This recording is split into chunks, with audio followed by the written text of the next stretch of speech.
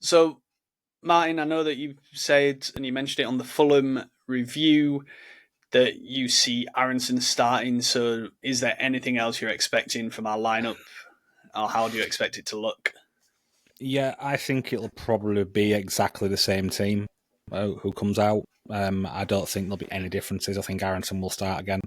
Like I said in the Fulham game, for anyone who didn't watch it, I feel that Aronson is going to start in most away games where Dan James isn't available. I think Dan James is Farke's preferred choice, definitely for away games. But then he will want Aronson purely for his out of possession work rate, and he views him as a much better out of possession attacker than what Willie Nonto is. I personally don't think that. I think that they're both.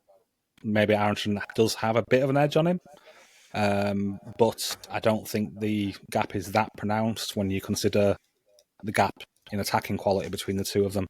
And personally, I'd be fine sacrificing a little bit of defensive stability for a massive upside in terms of the rest of what he does in attack. I mean, Nonto has started in multiple games so far this season, and the side of the pitch he was on did not struggle. His fullback wasn't under any additional stress because he was there. He handled it fine. He started against Newcastle, he started against Arsenal, he started against Everton. And all those games, besides the Arsenal game, but that's a totally different story there. But in that game, he put up quite a lot of work rate, to be honest. And so I think he had the most tackles on the pitch for us, if I remember correctly. But yeah, I don't think it's worth the trade off to play Aronson personally, but that is what I think will happen. So I'm calling for the exact same lineup. If I think it'll be Darlow again in net, and then the backline will be the same: Bogle and Goodmanson at fullback. It'll be Strauch and Roden in defence, and midfield will be the same: Stack, Longstaff, and Ampadu. Then it'll be Aronson and Okafor and DCL. That's what I think it'll be.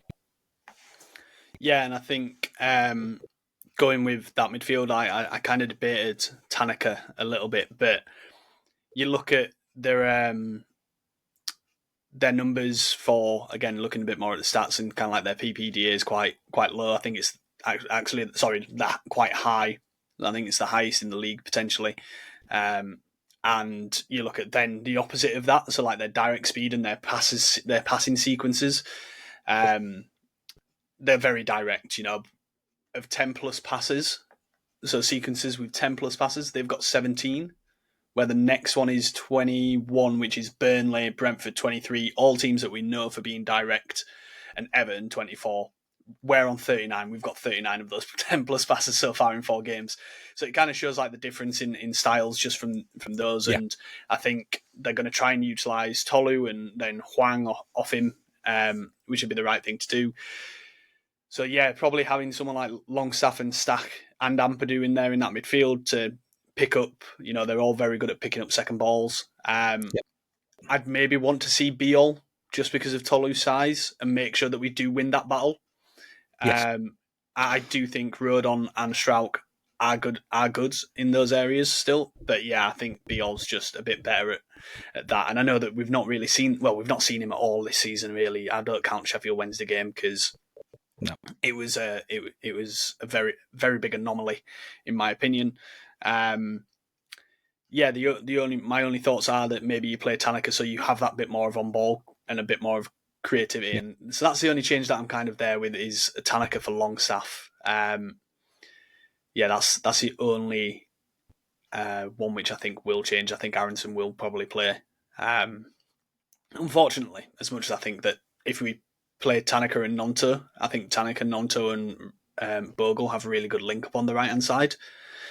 Yep. We've seen that before. And yeah, I think that'd be it's kind of like the perfect storm for this match personally to get the best attacking out of it. But yeah, I don't think we're going to see that.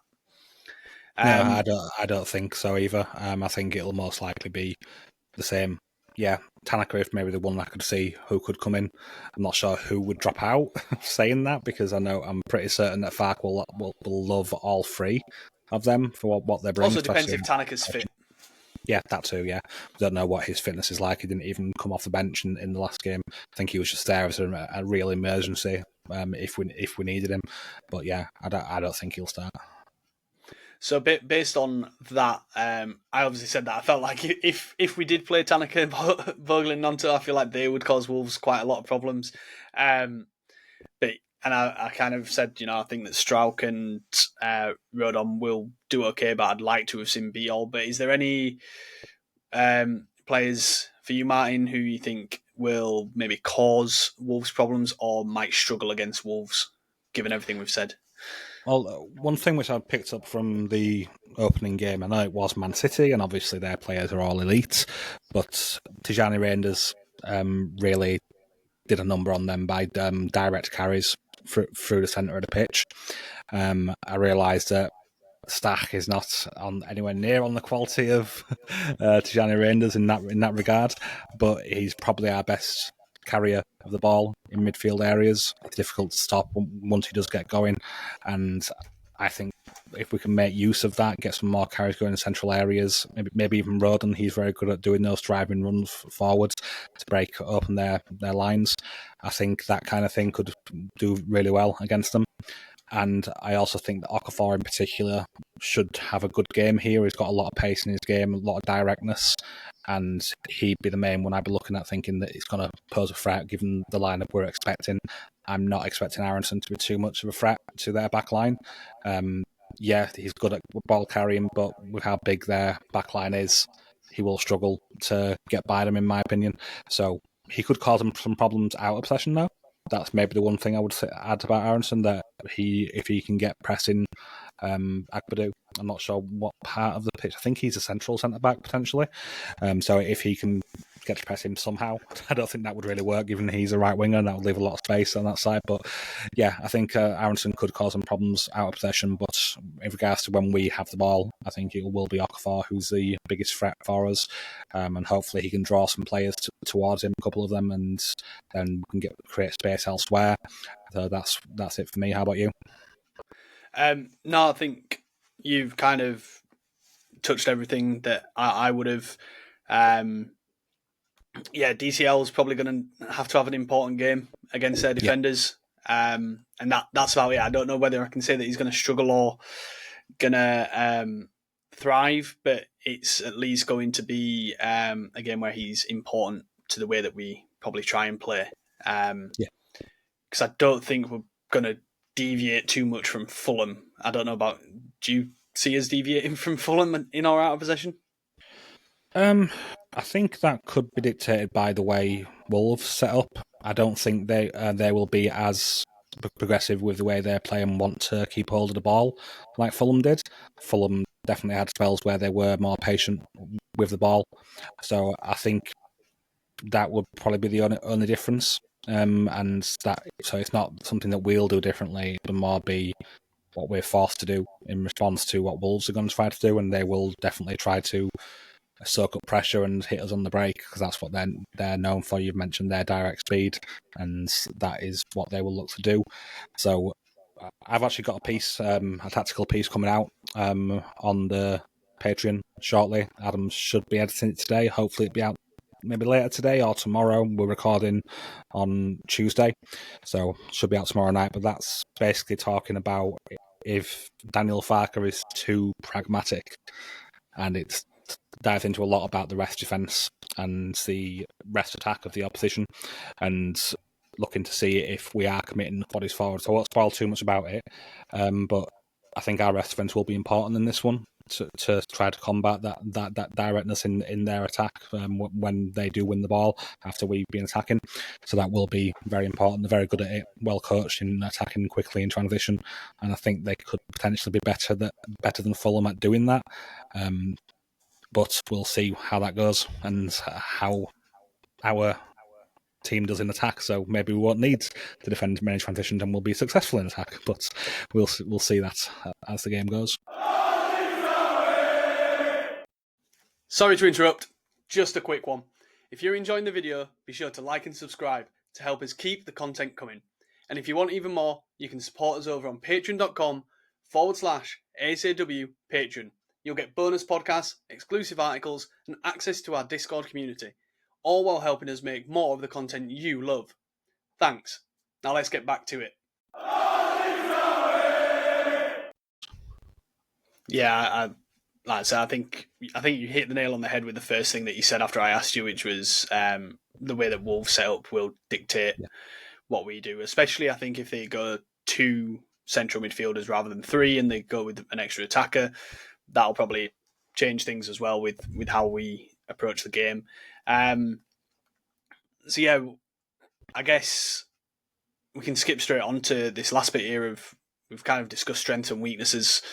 I think there quite well. What do you think this game's going to look like? You've kind of said you're expecting some form of transitions. So yeah, I guess, is it just going to be a transitional game, or is it going to be, the one where it's Wolves are looking for transitions in the sense of, they camp, low block, and then look to break, or is it just going to be one of those where it's kind of back and forth? I don't think it's going to be totally back and forth, but I think there will be moments where it does feel like that. But I think that we'll have more of the ball in this one than we did against Fulham, so we will probably be camping their half more often. So that's where I think what it will look like, and I might as well answer the next part of it as well, where the game will be won or lost. And I think it's going to be down to how well we attack when we do possess the ball, and I think if we are able to break down their block and find space and attack and get a goal, that will be the way this game will be won. If we're not able to break them down, I think they will hit us in transition and then they will score.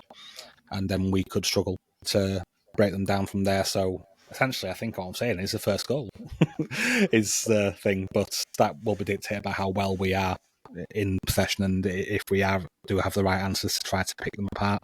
But given what me and Adam said in the last pod about our lack of a certain profile, a Harry Wilson-shaped profile in our attack, that does pose a problem when teams do sit back like this, and that could make this one a bit more difficult for us.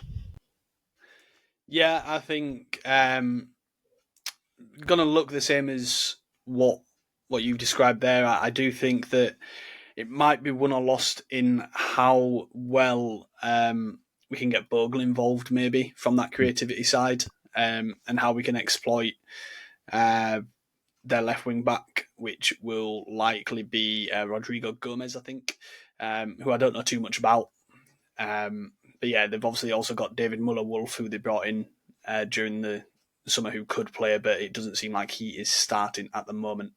And Adam's actually probably going to shout at me for not pronouncing his name properly, because usually I am on point with it, and I just totally forgot that he's a Scandinavian, so I just pronounced it completely wrong. Is it Wolf rather than Wolf? I think it might even be Wolfer. Wolfer. I think it might be Wolfer, which is a very dangerous word to say. Yeah, that is. Yeah. So yeah, I think it could be down to like those wing backs and how we utilise creating there, but at the same time, like I said, I feel like they've got some good box defenders. So yeah, I think it's going to be. It could look stodgy at times, and it could look stodgy and then very open for a good minute, sort of thing. Is how I'm kind of expecting it to go. I'd be happy. I know we've had the discussions in one of the admins chat today, and you've kind of touched on it. I'd be happy with a draw. I think drawing away from home's pretty good. But I understand, I think it's Adam's point of view of having not got the draw against Fulham, a win today would go a long way. Whereas if we'd drawn against Fulham, the draw this weekend would have been a little bit more easier to expect. Because Bournemouth next week is a very tough game, even though it's at home. So, and we can't guarantee all the wins at home. So, no, absolutely. And there's one maybe final thing which I think I should have maybe spoke about earlier, but like if Farker doesn't want to play non-turf because he doesn't trust his out of session work rate, potentially Harrison could be a better choice on that side. That's also something that we spoke about in the group chat this week, just because although a lot of people think he's a bit meh, he does have upsides in that he's a better ball striker than Aronson. He's got just as much upsides out of possession. He's got similar work rate. He's got similar intensity in his pressing, and he's also probably our best crosser from wide areas. I think the ball delivery thing with Harrison, I knew exactly where you were going with it, and I think the discussion that we had in the admin chat was he was very. We've those who have tried to cope with the fact that Harrison has come back, which is quite a few of us, have kind of said at Everton he played on the right and that's not his best position. And right now, what we're saying, we're now advocating for him on the right, and I think Will came out with it quite well of saying, yeah, but if you're playing him on the right for us, he's going to have Bogle, who's actually overlapping, creating him space to get in across with his left foot nicely, rather than having a man in a coffin, which I'm assuming here he's referring to Seamus Coleman, or Jacob O'Brien, who's obviously really a centre back playing at right back, or Patterson, I think, was the other right back who basically was a donkey for them, as far as I understand. So like, yeah, I can see when Will put it that way. I saw the upside. I was like, yeah, you're right. Actually, having someone better on the outside could affect the way that he plays, and also he would have been playing in like a 4-4-2, right? Under Dyche at right midfield. Playing in a 4-3-3 at right wing is a bit different as well. Yeah, you're a bit further up the pitch, so you can try to attack space a bit more, especially when you have an attacking fullback on the same side of you, as good as Jayden Bogle, who I think is probably the best right back in the bottom end of the table at this moment in time, I would say, for sure. Yeah. Obviously, it's a long season, and he may have peaks and troughs, but at the moment he's playing excellently, and he was our player of the month last season for a reason. So yeah, I do like your thing that the right side could be very important to us, and he's probably one of our most creative players. And I said this to my brother the other day. Imagine how frustrating it must be as a fullback to be more technical than the winger ahead of you, and how often does that happen? Yeah. unless your fullback is Trent, then Trent Alexander-Arnold, then obviously that's what Adam said in the last pod as well. But yeah, I do think it's very frustrating for him. But yeah, Harrison would be a little bit of an upgrade on Aronson for me, and he would still give the upside out of possession. But this is a total tangent from what the last question was, so I'll let you get back. No, but it's also 100% worth having that discussion. I think. I think Dan Holdsworth otherwise would be saying it in the group chat or in the Discord at some point if we hadn't mentioned it as well, because he's kind of pointed out that there's got to be room for Harrison, and maybe he didn't start the last game because there's still that bit of tension that Farke's trying to manage, of the fact that Harrison came back, and we discussed today, you discussed it in the last pod, the stuff that he showed Harrison, the stuff that he showed Aronson, maybe like the stuff which he's considering with Harrison, he sees as being a greater kind of, he needs to make sure that the crowd aren't affecting the team before they came out. He saw him get booed in the pre-season and stuff like that. He maybe doesn't want that atmosphere going into kickoffs at the moment, so he's maybe trying to manage that. But sometime that has to probably change, because I think Harrison's a better player than Aronson, just straight up, right? Like, no matter, you can have your opinion on what level Harrison's at, but I'm pretty certain everybody will say that Harrison's better than Aronson. But I think that we've covered everything there, Martin. I think so, yeah. Yeah. So all that's left for me to say, because actually I didn't say it at the start, so now hopefully you're all still listening. But obviously go check us out on YouTube, go like and subscribe over there. And also go check us out on Patreon, go subscribe. Martin's got his article coming out, which is actually probably in place of the video that I spoke about doing. I lead a very, very busy life. The reason why we're recording this early is because I've got a meeting in about 10 minutes after this, on a midweek at middle of the evening. So this is just how I have to manage myself. But yeah, Martin, where can subscribers go to find that article? patreon.com/ASAW Patreon. Thank you very much. So all that is left for me to say is to say thank you again, Martin, for Thank you this as well, evening. Hosty. I will also say thank you to Dan, who obviously did the interview. Thank you to Dave for coming on. And thank you, dear listeners and watchers. We'll be back for a review of this game and a preview of the Bournemouth game next week at home, which again is a 3 o'clock kickoff. But have a great week and yeah, bye.